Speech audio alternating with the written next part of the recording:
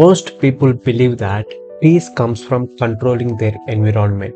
They think if I can avoid difficult people, stressful situations, criticism, and uncertainty, then I finally feel calm. So they try to organize their lives in a way that removes discomfort. They avoid conflict, they avoid risk, and they try to avoid anything that might disturb their peace. But this approach rarely works. Why?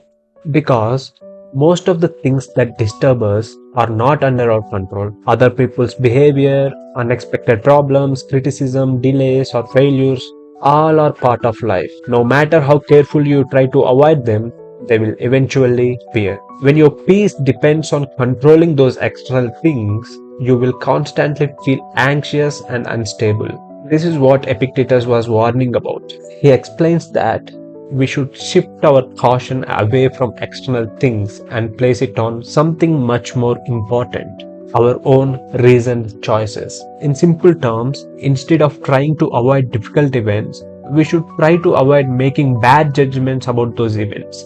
Because the real disturbance in our lives usually does not come from the situation itself. It comes from the way we interpret the situation. If someone criticizes you, the criticism itself is just words, but your mind immediately interprets it as humiliation or rejection. You create anger, anxiety, or fear.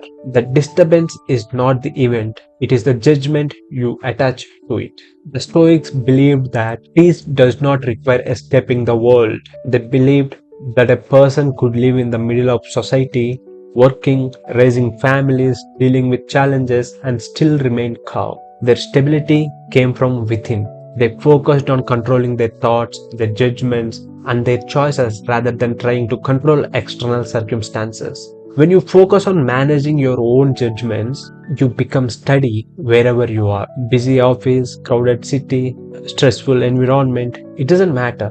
But if you try to avoid every difficult situation in life, your problems will simply follow you wherever you go.